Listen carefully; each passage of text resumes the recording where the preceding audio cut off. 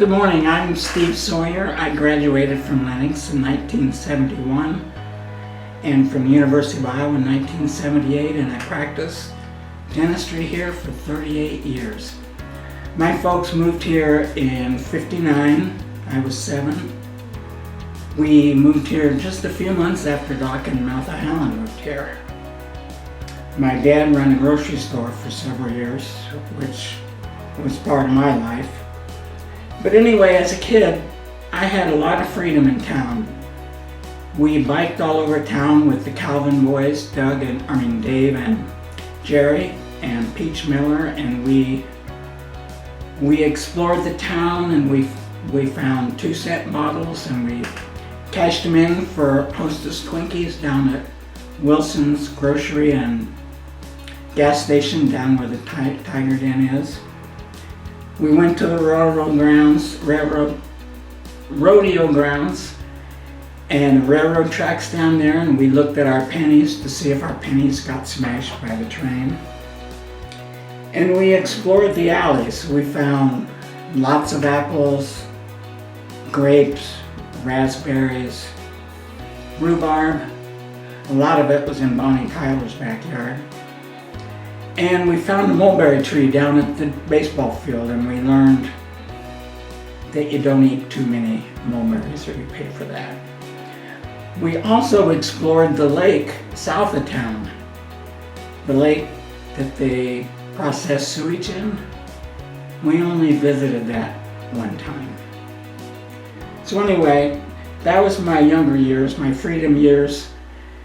I went to school in Lenox. I had great elementary teachers, and Miss Kilby, Miss Harvey, my favorite, Marguerite Barlow. We had a new school to go in at the time. We were the first one that graduated from the new school in '71. We had good administration. We had Ralph Rogers, who was probably the most influential person to me other than my dad. So as I look at Lenox now, I see a town of progress. Still have good schools, ever improving schools, great staff, great administration, fantastic support by the community, both coming to sports and things like that, but also good financial support by building on to the new school. We have ethnic diversity, which is wonderful in the Hispanic community. We have an ever-improving Main Street, both what is offered and the upgrades to the school, to the way the Main Street looks. We have an active younger population, both in leadership and just involvement, business people, as well as what they've done for the softball field, the Little League softball field and baseball field. We have lots of building going on.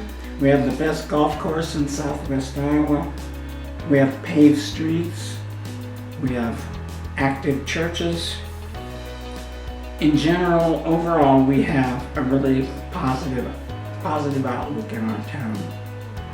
So going back, Connie and I, or at least I, wanted our kids to have a childhood like I did, the freedom that I did, and we had the opportunity when Dr. Rudy M. Invited me to come back and go in with him. And Rudy was a great clinician, and as everyone knows, he didn't take himself too seriously. Good man. So, our kids get to ride their bike to the pool, and they get to walk through the alley to Cheese's and get a loaf of bread. And they can build a tree house on Main Street, even though the mayor at the time, George Reynolds, didn't approve of that, but Kevin Barker thought it was great. They participated in church activities, got to work at the grocery store, Precision, Charlie Bowman's, the Apple Barn, Clearfield Nursing Home.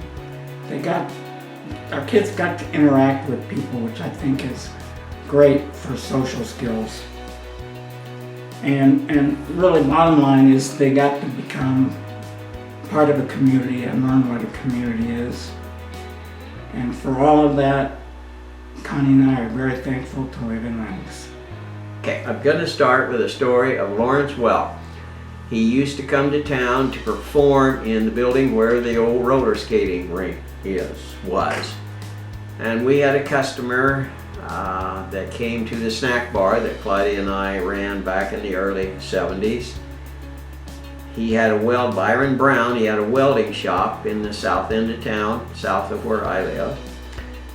And he'd come up for coffee, but he was telling us how Lawrence Welk used to come perform, and he would have to work on his car, but Lawrence couldn't pay him until after he was performed to have the money to pay. I always thought that was kind of interesting. Here's Lawrence Welk, a famous performer, and he couldn't pay his bill till after he performed. But I was talking to Fred Haynes about this. Him and his wife, Joyce, had their first date going to Lawrence Welk show. Next story I'd have is back in, and I don't remember the date, probably in the 80s. We had a fire call one day. We had a man trapped in the old water tower. He couldn't get out. So the fire department went. These two guys had come from somewhere to work on the water tower, and one had fell on the bottom and didn't have any water. It had a little bit of water, but not much. But he couldn't get out. So the other gentleman was up on top. We lowered a rope down into the gentleman, and they threw that down to us on the ground. We were trying to pull him up out of the water tower. Well, somehow the rope was catching on something sharp on the corner of the water tower. He fell back down in. So we didn't know how we were going to get him out. So I go get the wrecker with 300 foot of cable on it, and we winched the cable up there and down into the water tower, and winched the guy up to the top of the water tower with the wrecker. That was kind of an interesting story. Years ago, back in the 60s, late 60s, Saturday nights, Main Street was jammed. Somebody may have already talked about this, but Saturday nights, Main Street was jammed with people coming to town to get their groceries, visiting. A lot of people did visiting. And us kids would drive up and down Main Street, circle in front of City Hall, where's City Hall now, and back around. And it was just it's a different time then. And there's lots of history of when they used to build, and I've heard stories about this, they used to build buggies, horse and carriage buggies, in the veterinary office now, and there was a track that went from the veterinary office up top over to the hardware store. They would roll the buggies across there. The hardware store has a great big elevator in it, and I guess they'd lower them down in there put them on show to display to sell. The only other thing I know of, as I mentioned earlier about the snack bar, when I first come to town in 1971, I had a station where the Page County State Bank is now, and we had a snack bar in it. And my wife ran the snack bar for 3 years. And in the summertime, after ball games and stuff, we would have them lined up for half a block. Lots of times we didn't get out of there till 1 o'clock in the morning. So just a difference in times, I guess. So I really can't think of anything else. I've been in business here 51 years, seen a lot, been on the fire department 45 years, and I've seen lots of things happen, and it's been a great place to live. Hi, I'm Diana Meharry. Brown was my maiden name. I lived and grew up north of town with Lois and Shorty Brown. At a young age, I was encouraged to work. We would dig dandelions by hand until we had a bushel full. We would pick milkweed pods until we had a bushel full. Sometimes we got a nickel for that, sometimes we didn't. So I learned to work at a young age, and I mowed yards and I babysat, and then I had my first real job. cooking popcorn on Saturday night in front of Elsie Holden's theater. I thought I had the world by the tail. I made $1 an hour, and I got to stand out front because the popcorn popper was out there so everybody could smell it. And it was just a great time. I could see everybody until Elsie would tell me to get back to the work, and she had to do that often because I like to talk to people. The next job I had as a paying job was at Bill Sawyer's grocery store, which was on the corner where Paul Mains's building is now. And I was in charge of the produce section. And working for Bill was an experience. And I think I'll leave it at that. And we had a lot of vendors that we'd play tricks on, and I think I'll leave that at that. And I worked on the mornings before school at 7 o'clock when I didn't have basketball practice or something, but they didn't have it that often. It was usually after school. So I had a lot of chances to work here. And what I loved about my jobs was I had the freedom to come and go. I had the freedom to be in town. We only lived a mile out of town, and I could sometimes convince my mother just to let me come in town and ride my bike. And when I got older, I would con her into driving the car. That didn't happen very often, but that's how I met the boy from Clearfield. Now you have to understand that Clearfield and Lenox had absolutely no love for each other. When I was working at the grocery store, he and Jack Morey would come to Lenox on a Saturday night, and they would be followed around town all the time. And then when I got off work, and it always took at the grocery store, and it always took quite a bit of time because the women would come in and shop, and we would put their name on a sack, and we'd have the frozen or the milk products or whatever in the cold place, and we'd have to gather that all up for them. And that didn't happen until about 11 o'clock. So if we got out of there by midnight, it was pretty good night of work. And then I would go with Mr. Meharry. And that's if he had gotten rid of the Lenox boys. Because if he hadn't, they would follow us out to my folks' driveway and sit behind us with their lights on bright. They were such nice young men. And that doesn't count the times that they pulled the spark plug wires on the highway 25 and J13, or just when it might be, but that was one of the experiences of growing up in a small town.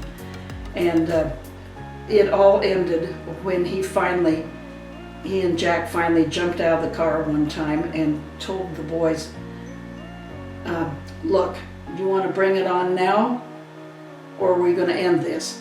Well, Kirk was absolutely not a fighter, and Jack wasn't either. And so they kind of decided, these big boys from Lenox, they wouldn't let them out of the car. And so the Clearfield boys wouldn't let the Lenox boys out of the car. And so that kind of ended that.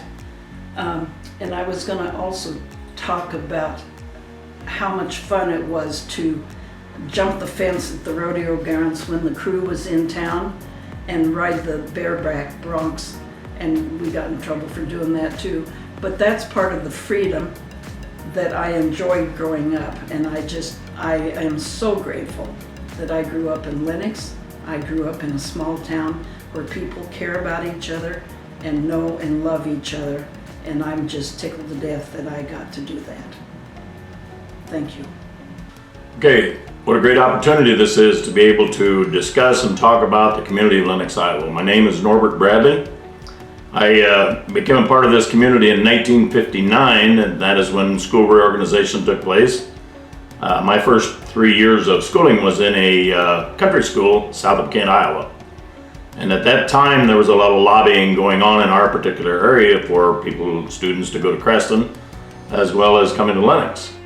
And the Bradley families were two families out there. My dad and my mother, and my uncle and his wife were my dad's brother and my mother's sister.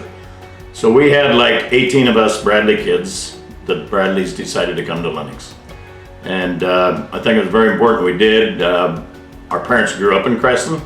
Everybody thought we'd probably go to Creston, but I think everybody liked what Lenox was offering for us. So yes, in 1959 started here. Great opportunity to go through school, get an education. Went through the years of trying to get school buildings built while I was here as a student. Attended the old school, the old gymnasium, played all my basketball there, the physical education and so on.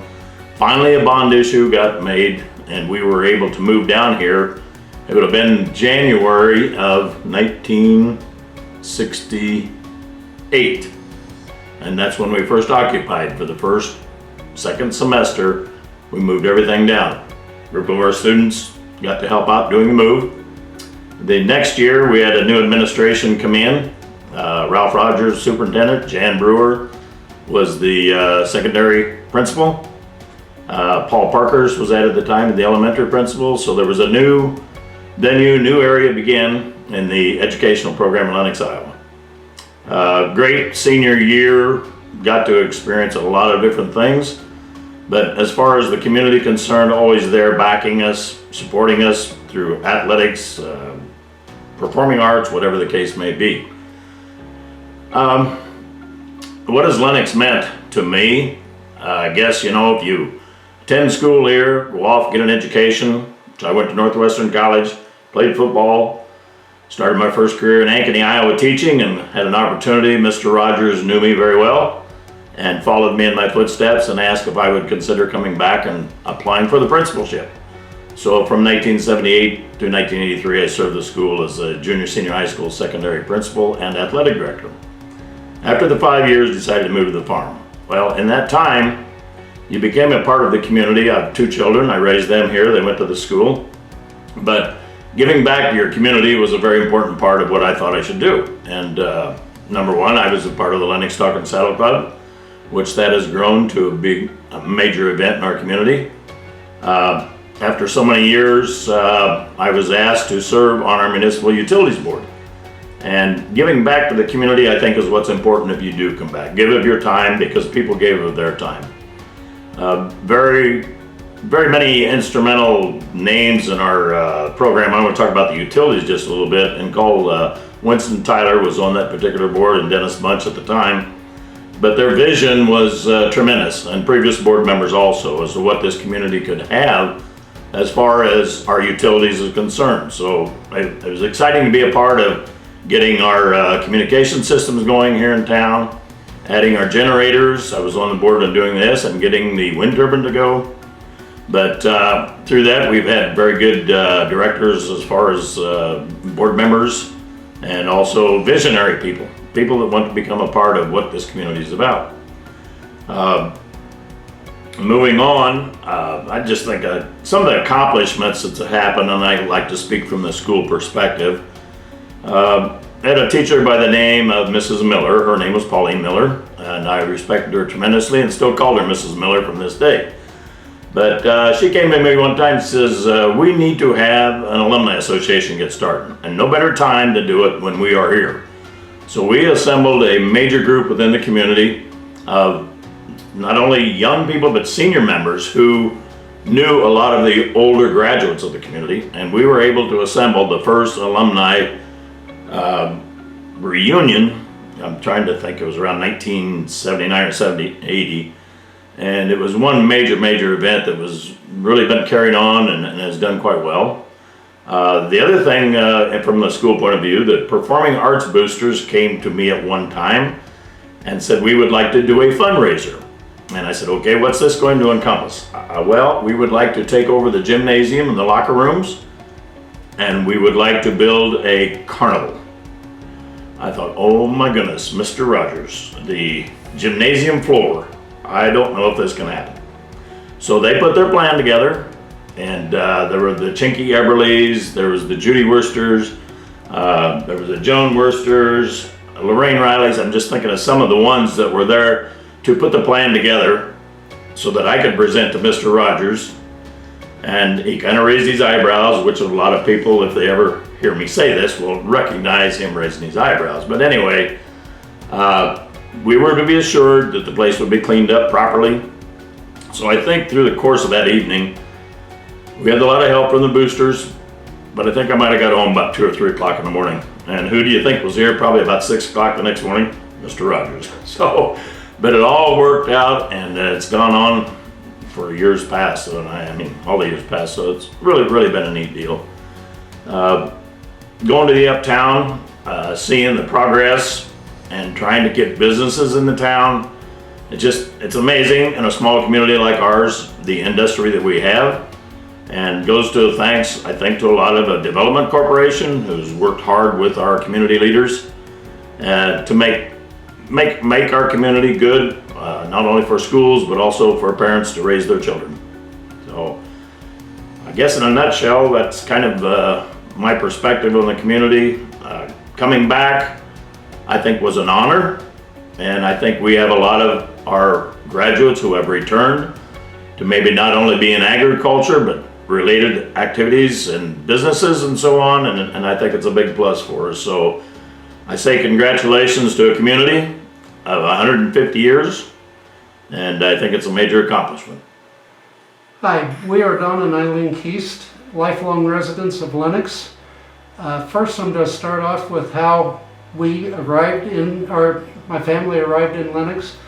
My father bought a restaurant in Lenox in either 1952 or 1953, and with it he brought his rock trucks and lime trucks with him and ran a restaurant. Originally it was in the building that Jake Samo is at Hometown Insurance. Within the first 3 years he moved it over to the building that is currently the Dally Post and ran it until 1959-1960 era. I don't remember it because I was only 2 or 3 at the time, but that's what I've been told. And at that time he went to just running the rock trucks and the lime trucks until 1969 when he purchased the International Harvester building. He purchased it from 2 long-time, from Glenn Curtis first of all. And Glenn Curtis had bought it from Eric Blair, so it had been international business for about 50 years. In 1989, he closed out the building due to health concerns. I do have a couple of interesting facts regarding that building. If you still go down the alley that's between the vet building, currently the vet clinic, there is a small alley there. If you look up, there are still rails between it and what is now the hardware store, where years ago it used to be that farm implements were stored in the upstairs and were pushed across the alley on 2 rails so that they could go down the elevator at the hardware store.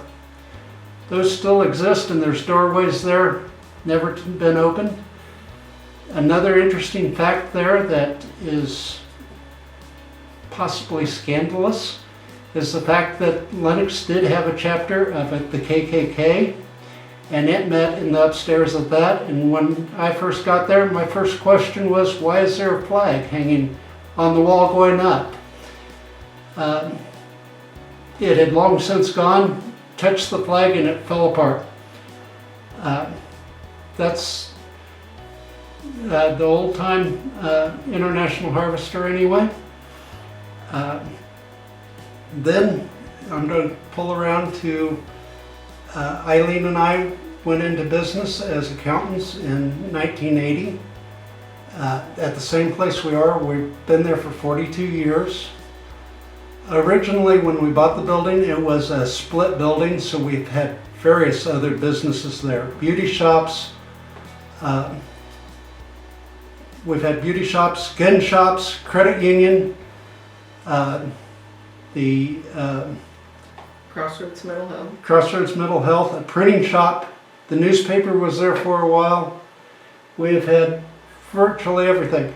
Then in 2002, we had a fire in the building, and that allowed us to remodel, and we just took over the whole building at that time.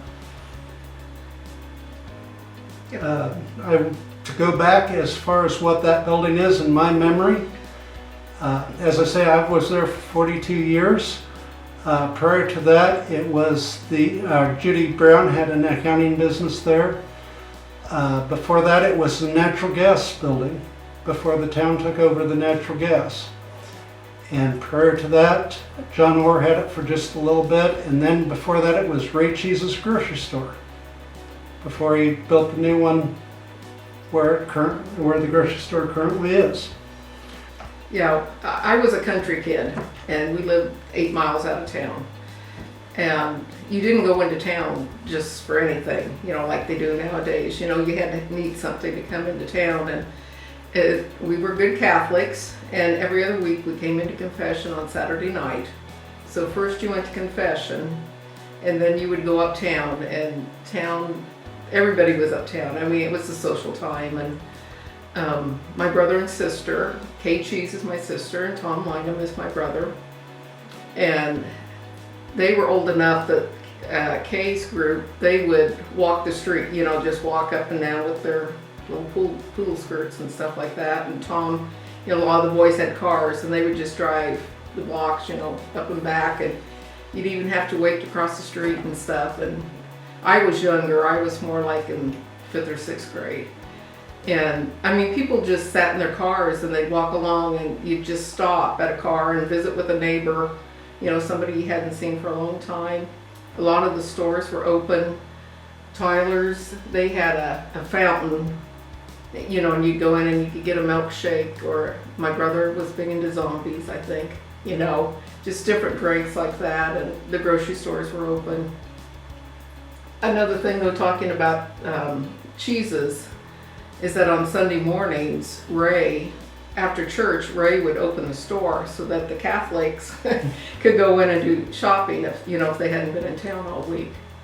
So that was kind of interesting. And I think anybody else could come too, but it was basically after Mass. I was a town kid, and my recollections basically were that we had 3 big activities for Saturdays. You could either go bowling, you went to the show, or you could go skating. And virtually every Saturday you picked one of those, and that's what you did. I was a little younger and didn't have older sisters, and also didn't get in on it changed that fast from the people that went uptown to staying home and watching TV. And also every year the carnival came, Hale shows of tomorrow. And even out at our farm, they had those floodlights that flooded the skies, and even from our farm you could see those floodlights. And I think it was like Thursday, Friday, and Saturday nights, and then all day Saturday, or Saturday afternoon. You know, so we usually get to come in one night. 10-cent rides. 10-cent rides, yeah. And then Tubby Hale would hand out more free passes to everybody that he knew. Yes, and it was a lot of the same people came every year. There was that man that whistled. Yes. That was on the merry-go-round. But then there was the rodeo every year too. That was the other big event. And when I was in high school, and I tell my daughters this all the time, that the band would march. We would play the national anthem in the rink, in our uniforms. We would march in. With white spats. With white spats, and we would play the national anthem and march back out. So that was, and so then we usually got to stay for the rodeo that night. So I'm Paul Brokaw, born in 1937 on a farm right north of Lenox. I'm the youngest of 9 kids. I was the only one born on that farm. The rest of them was born over by Mercer Center. After I got out of high school, I went to college 1 year at Simpson, and I had a chance to get a farm, so I come back and started farming. And before I started farming, I got married, I guess.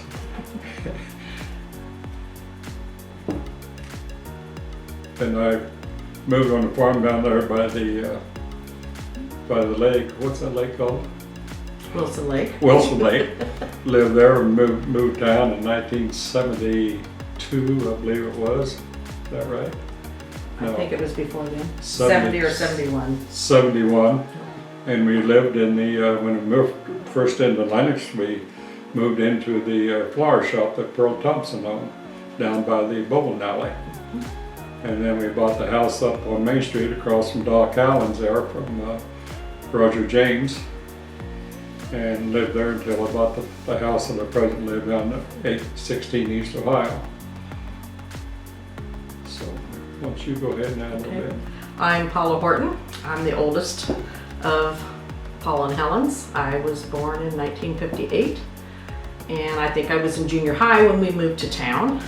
And then they opened the Tiger Den in April of 1973. And it was located where PCS Bank is right now. It was a Standard Oil gas station that had a little Frosty shop on the end of it. And Reldon Huntington was running the gas station. And the first 2 years he had it, Claudia ran the ice cream shop, and then Mom and Dad started it in April of 1973. So at that time, it was just a little tiny room that had about 5 or 6 stools that you sat on at the counter.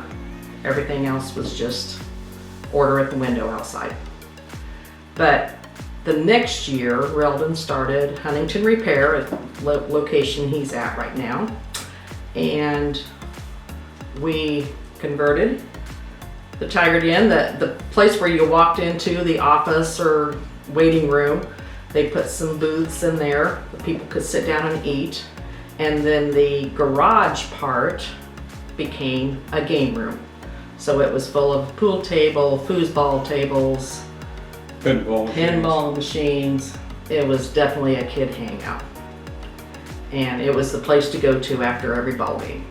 So had a lot of fun with that. It helped that I was a freshman, I think, in high school. And the boys were junior high, or close to junior high. So it was definitely a kid hangout.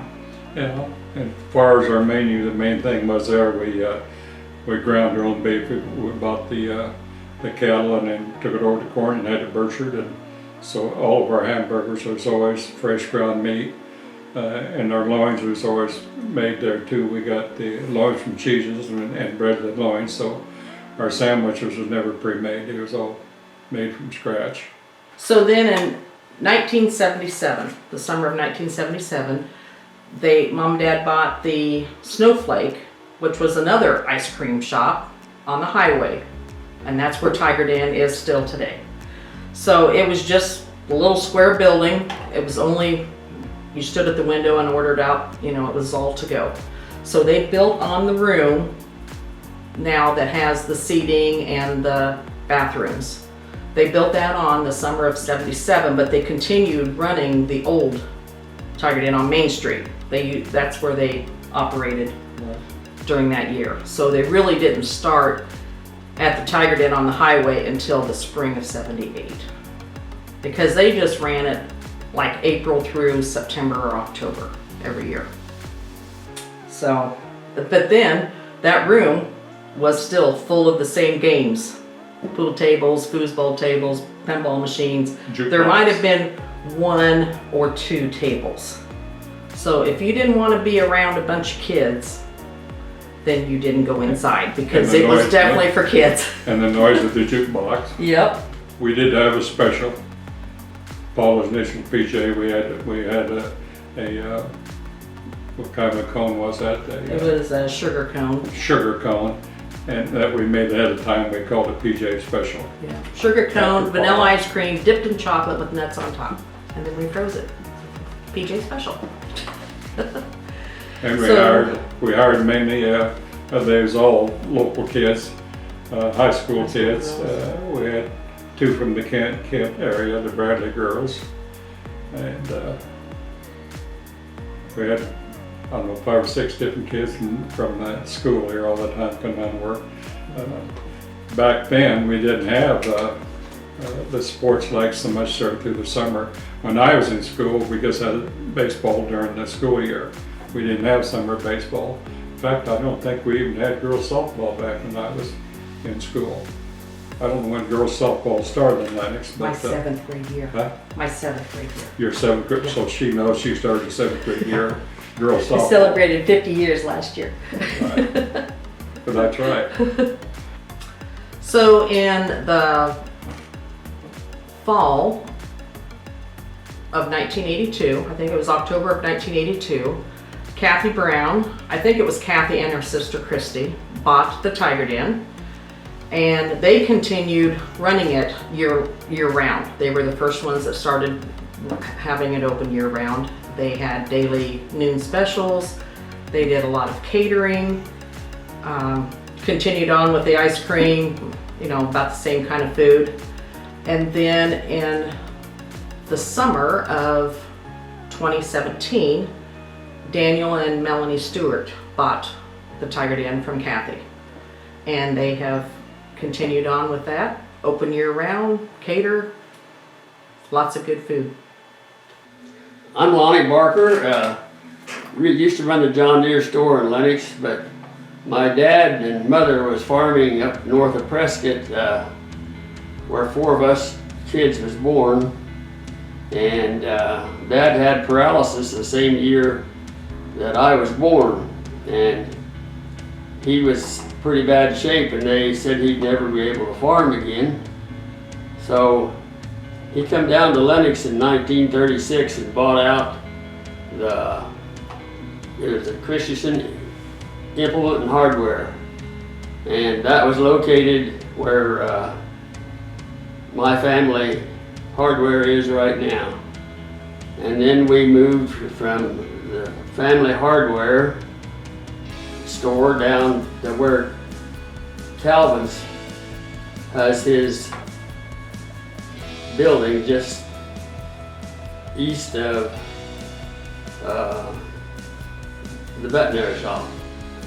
And we was in there for 2 or 3 years, and then we moved back up on Main Street. That'd be the 3rd move.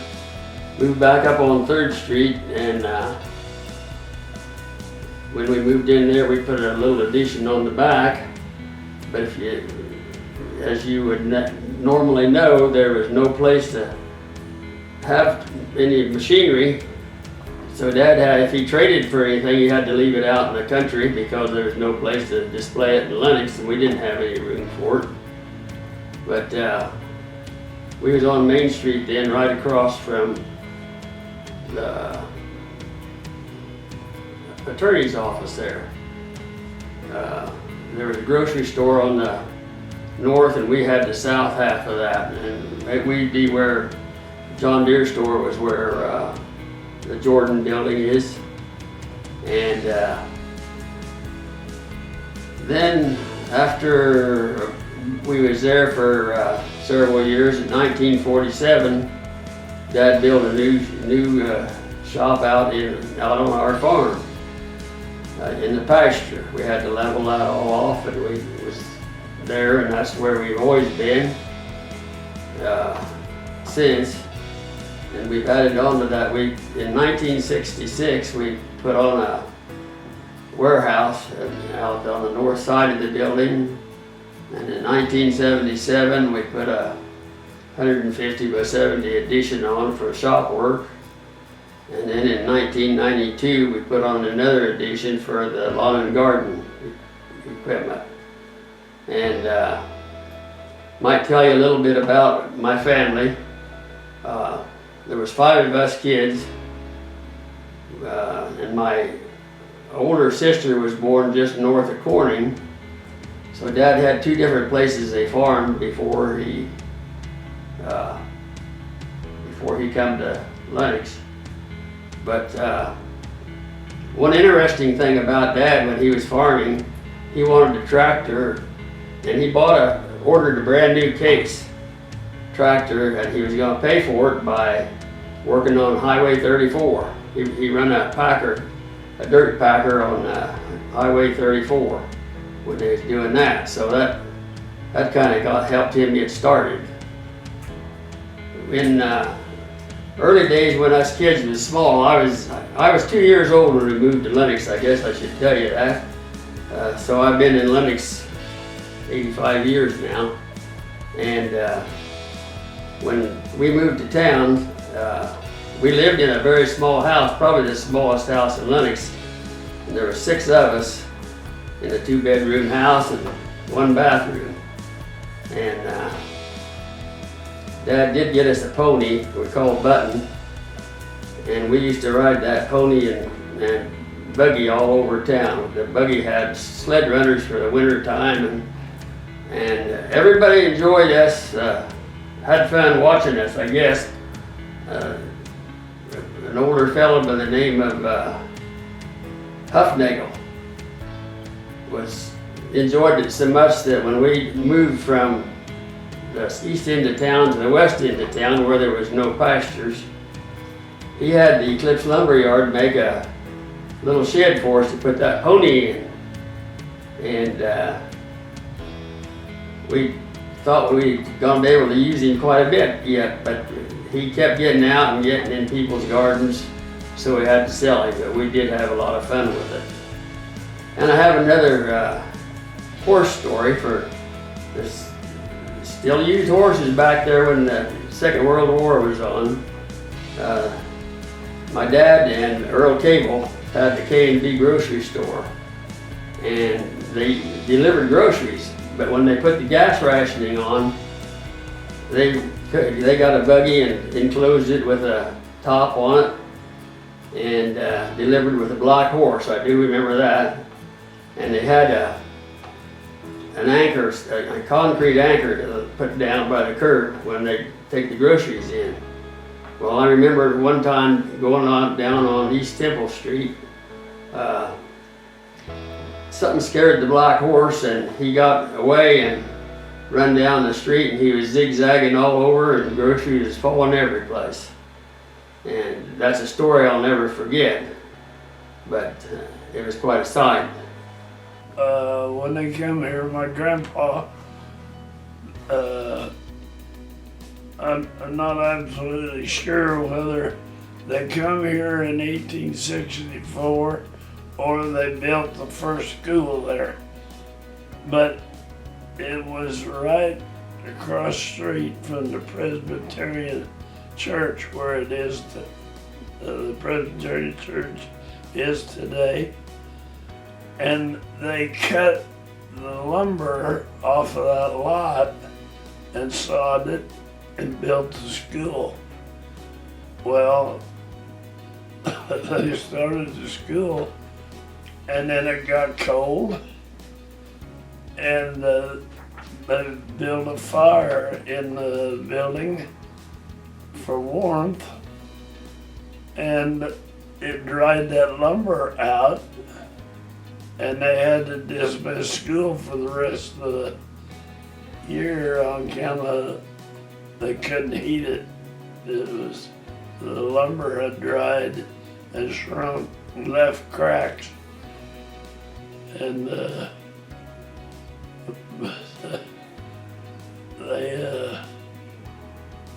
they got her back going the next year. And I also had one uncle, Cleo Haynes, that he was a good baseball pitcher. He hired out like to Burlington, Ottumwa, Sioux City. He'd drive up there and pitch a game, and they'd buy his gas and give him $25. That was quite a different than today, but he liked to play and he was good at it. A lady by the name of Mrs. Miller was a midwife I guess you'd call it. Well, yeah, well. And she looked after when ladies had babies. She would go and take care of the family till the mother got back on her feet. And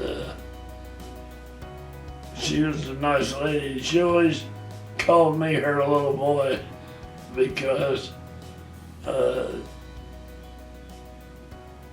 my folks got her to take care of things in the house till mother could get around. My name is Bob Morris. I was born on a farm 3 miles north of Lenox in 1933. I've been in Lenox all my life with the exception of 2 years working for Uncle Sam. I thought it might be interesting to the people to hear about all the businesses I remember as I grew up. Our town was very active and crowded with many local owners also. Saturday and Wednesday nights was full. I walked to school when I was in grade school, 1 mile, morning and night, 3 miles north of Lenox, schoolhouse. At that time, there was a schoolhouse every 2 miles out in the country.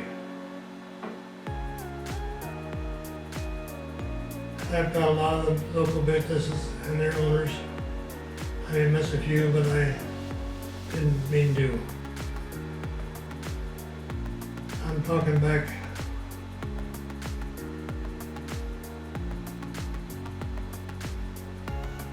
in the 20s and 30s, I guess you would say.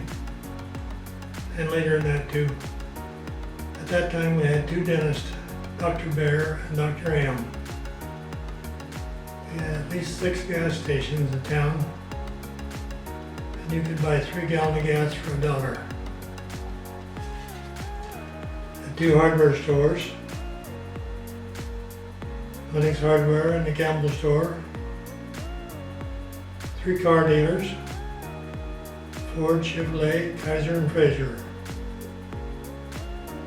2 dress shops, Meta Porters and Vivian Moore's. 3 cafes, White Way, that was run by Leah and Georgia Everly, Cashman's, Jack and Bob's, and I worked in there when I was a young guy. Dipped ice cream, Saturday night. 10 cents a dip, you get 2 dips for 15 cents.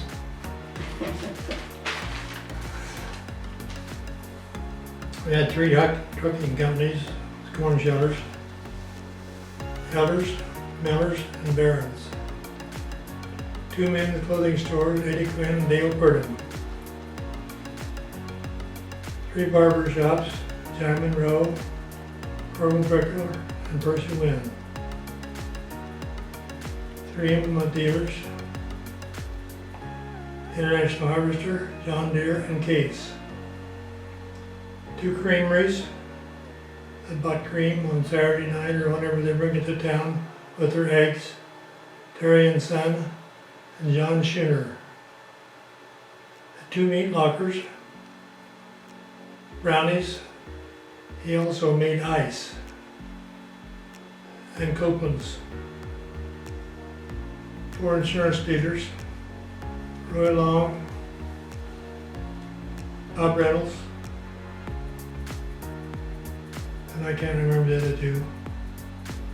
Beauty salons was Briggers, Thomas, Twinettes, and Ambrose. 2 movie theaters,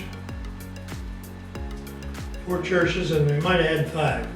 I can't find anybody that knows for sure. And 2 doctors.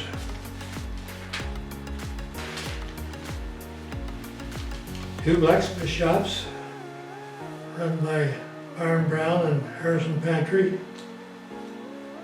Crystal Beverage, a manufactured bottled pop. And 1 skating rink, run by Leo Hale. And a bakery, John Porter and his wife. And the plant store was Bert Peacock. Most of the stuff was on Main Street. And a shoe cobbler, Orville Bassett, and Shorty Rowe.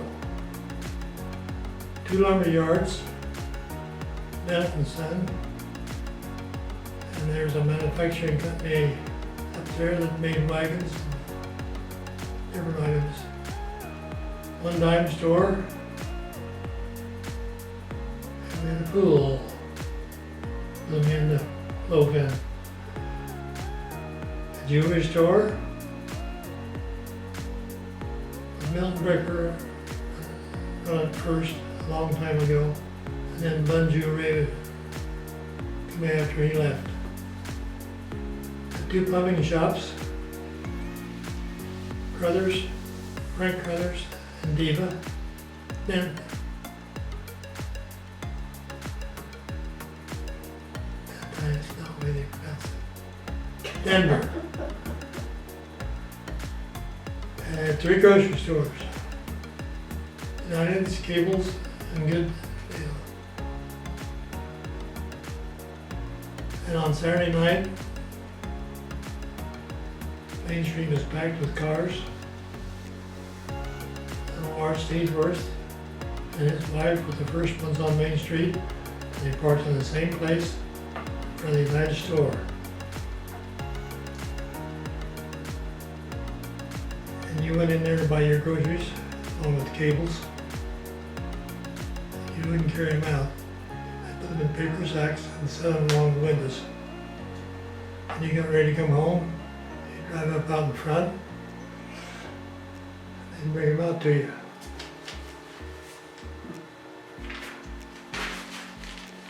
Hale shows up tomorrow.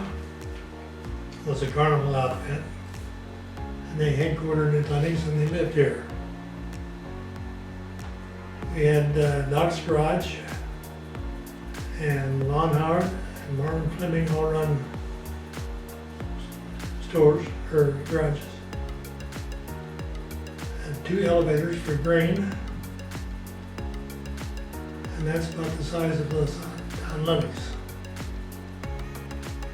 And I got this information from several different people, and my wife helped me. Good enough?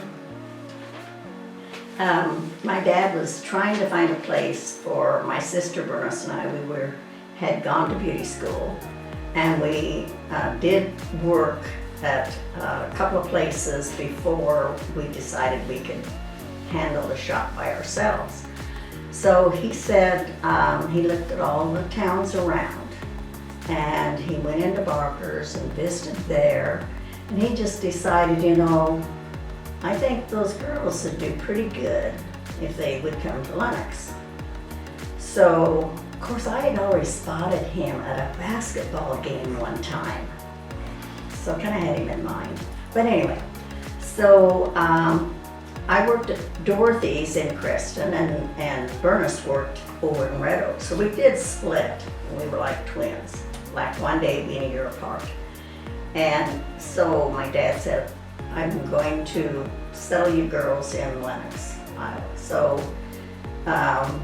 then we couldn't find a place. It was so busy. There were so many businesses that he couldn't find a place for us to open up. And the town was trying to find a place for it. They put us in the basement of the Hughes building. You know, it goes, there's some stairways, goes down there. And Outside the building. South side of the building. South side of the building, and you still see that little kind of, and Jai Monroe was a barber across the street, and then Thelma had a beauty salon above us.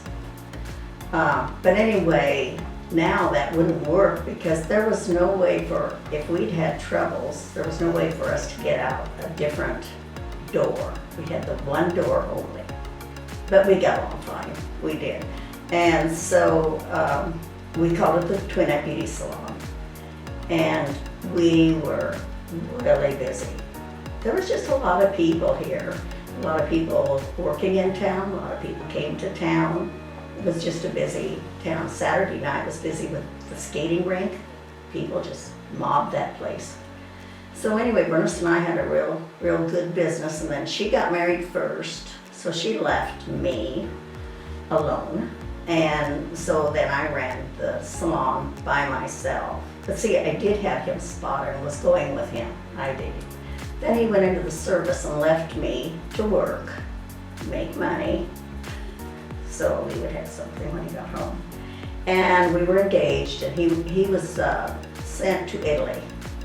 And I would hear from him almost every day. So anyway, we worked, and as soon as he came back, we got married. I was going to the Presbyterian church, he was going to the Methodist church. And we had our wedding over there, and then I changed churches when we got married. But anyway, then I had a salon out in the country. I moved my shop out there. So we lived in the small house. We're 3 miles north of Lenox.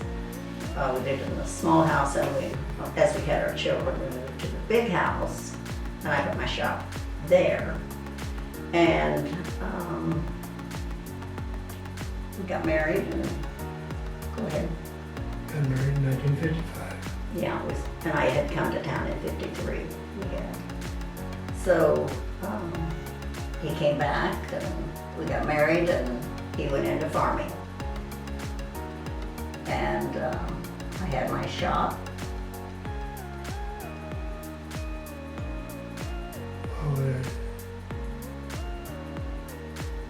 We lived in a big house out the farm until 1970, and we built a new house that year. And we moved in the 31st of December. And we was gonna go out for supper, celebrate the new year, our new house. No hot water. Somebody hadn't done what they're supposed to do. Didn't hook us up. But then we built our house and moved in and we've been there ever since. And I built Darryl Reynolds built the house, and he was his brother-in-law. And I've had my shop, and I worked in the beauty business for 66 years. Hello, my name is Steve John. I'm a graduate here of Lenox High School in 1966. I've virtually lived in Lenox all my life, and I feel very fortunate to have lived here. It's a great community, and I've got memories going back to when I was a kid. Back in the old days, my folks loved to fish, so I love to fish too. And a lot of farmers had ponds that were stocked. And some of my favorite memories are on Sunday afternoon. We'd get in the station wagon, we'd go out to a pond, we'd fish all afternoon. Mom would have a lunch packed for us, and as it got towards 5 or 6, we'd eat lunch, and then we'd go home, and I'd help Dad clean the fish. And then we go in, take the shower, and get ready for bed. But it was something we did a lot of weekends, and it was just a great family fun time. And it's memories that I will always cherish. Another fond memory I have when I was young was playing pee-wee baseball in the summer. Back in those days, we didn't have really too much teams or coaches. The high school coach would take care of that, and we just go down to the baseball diamond. He'd put us off into about 4 different teams, and we'd each play every morning. One would play at like 9 o'clock, the next one would play at 10:30 or so. But the thing I always remember the best is as soon as games were over, we'd all jump on our bicycles, pedal up to Tyler's Pharmacy, just throw our bikes on the sidewalk, go inside, and there'd be, a dozen or more kids going in there just to have a zombie Phos-Lake. It was only a nickel, and we just sat there, shoot the breeze, and have a great time. But back in my day, you made your own fun. And it was just, you always had a lot of friends and you enjoyed just being with them. So those are two of the early memories and fondest memories I have. And I have a lot of other great memories in Lenox. It's just been very, very good to me. And I've enjoyed it. And when I go someplace, if I start visiting somebody, which I do a lot, I just love to mention what a great town I'm from and what great people we have here. So thank you for being great to me and my family. It's just been an honor to be raised here. Thank you.